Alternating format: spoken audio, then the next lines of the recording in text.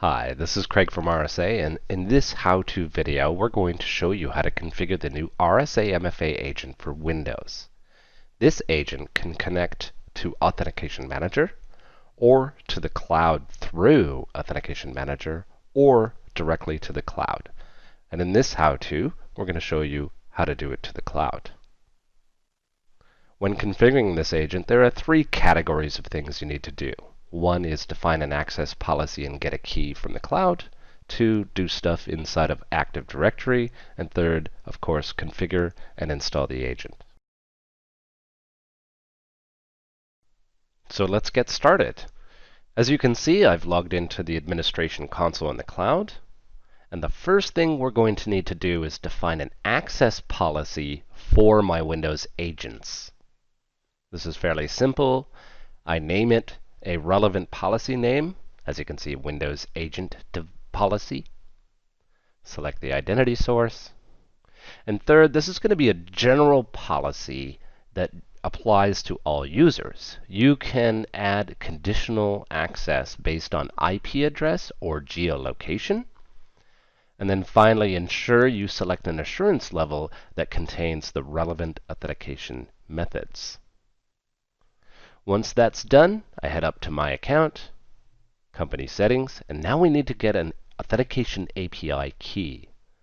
Fairly easy to do. We just click the magic Add button, name it a relevant policy or API name, and then we need to copy this REST API key to a Notepad window for use later. Save that out. And once all is done, we need one more piece of information that we get from the identity router configuration. So go hit your IDR, hit Edit, go to the Registration tab, and collect the Authentication Service domain. This is the REST endpoint that the agent's going to communicate with to send MFA. So you'll need to save that to Notepad as well. Once you're done, ensure you click the Publish Settings button, don't forget, and just wait for it to complete.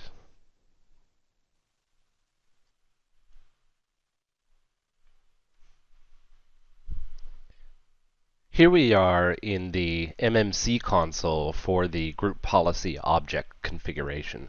This is how the agent is configured. These policy object templates are provided with the agent and can be used on a group policy level on the domain or on a local computer policy.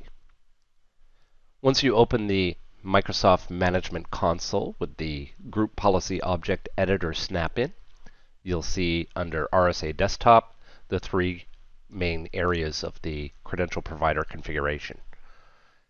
So driving into local authentication settings, we'll just start configuring them one by one, or ignoring them. And so as you can see here, we've got the very first one, which is simply an image with respect to a custom logo for the SecurID to replace the SecurID Access logo. Going to the next one, this is where you can specify custom additional text if needed. This one is a custom image rather than the SecurID Access image in the tile. And this one is the number of allowable failed offline authentication attempts. It's defaulted to 20 if you don't configure this. So you may want to look at that in terms of how many times a user can attempt the offline code. And then one of the aspects is that the agent will lock the offline authenticate token after the number of these attempts. This one might actually be very important if you have the expectation that the device endpoint, the Windows laptop or desktop, is going to be offline for any period of time.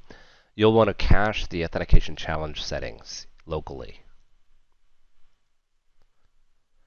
This one is to enable challenge groups. Now this is a very important one because you could risk locking yourself out of the agent.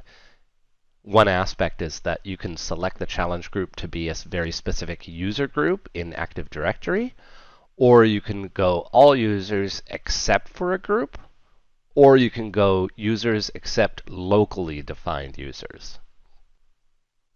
And so when you specify a group, obviously you need the group name inside of the domain. So as you can see, I've created a group called SecurID users and established that.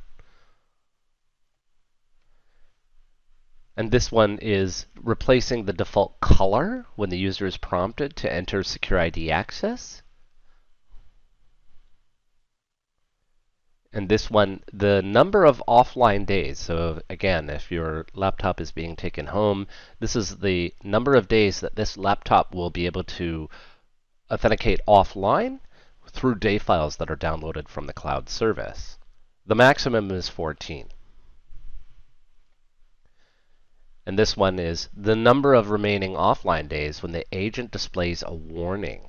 And so if the user is going to be offline for a long time, in about 2 days, as an example, you could warn them that they need to go online at some stage. And this one is if the agent accepts credentials received from remote applications like remote desktop, the users do or do not need to enter the credentials twice when using these applications. This one is actually to enable offline auth. So you could actually require the laptop to always be online or enable this setting so that it enables offline. Now, is the user going to be prompted for the password first or second? And that's what this configuration does. Prompt for password after MFA challenge. This one is fairly important. It's enable reserve password, which is basically break glass for an agent that can't communicate with anything. This is a password hash that's generated by the inbuilt password hash generator utility. And it's a command line utility where you enter in a desired password and it'll produce a hash, a long one. And what you do is simply, once you generate that hash, you would copy and paste into this hash value placeholder. And then this one is, do you require remote desktop users to use RSA SecurID access? Generally speaking, you would. Now, in terms of the username and how it's treated from the cloud and Auth Manager, this is when the agent is used for communicating with Authentication Manager and not the cloud. So if you're not using Auth Manager, you don't need to touch this. And then obviously this is a range of the logging options. Now let's move on to the SecurID access settings. So as an example, this is the number of retries the agent will try to contact either Auth Manager or the cloud. So the default is 2 attempts before it stops trying to attempt. And then this is the number of minutes between polling attempts to determine whether SecurID's server is available. So this is a consistent polling, and the default is 5 minutes between polling events. Now, if you are using an agent from Authentication Manager, you'll generally want this, of course. When you connect this agent to Auth Manager, no agent host record is required for every single endpoint, but you do need a master agent record inside of Auth Manager. But the reason that I'm using this agent name, this agent is that I'm showing you is connected to the cloud, it's only for tracing purposes, so I know which endpoint was used in my testing. And this one is the SecurID Authentication API in the cloud, or if you're using Auth Manager, this is where this would go. They both use the same API, it's just a different API endpoint. And so this is where I had obtained from the cloud my REST API key for the Windows agent, and I pasted it in here. You must do this one. If you're using the cloud, you must name a policy that includes one or more auth methods. And as you can see, I've called it Windows Agent Policy up in the cloud, and I put it in here. It needs to be exactly the same between one or the other. And this is the SecurID access timeout. So if the cloud doesn't respond with a certain range that you specify here, it will time out the value. So the default is 15 seconds. And then this is an idea around conditional access. If your policy includes a conditional access that specifies actual physical location with a longitude or latitude value file, or it uses conditional access based on your IP address, you can enable that here. And if the user is unknown, you can actually disable SecurID access authentication for unknown users. So if I'm a brand new user that wants to log in, it won't challenge me. And then this is the key. This actually just turns on the SecurID Access MFA agent. And then load balancing is you can load balance authentication requests using round robin. The agent periodically measures the time taken by each server to process an authentication request and sends more requests to faster servers and fewer requests to slower servers. This is more relevant to Authentication Manager.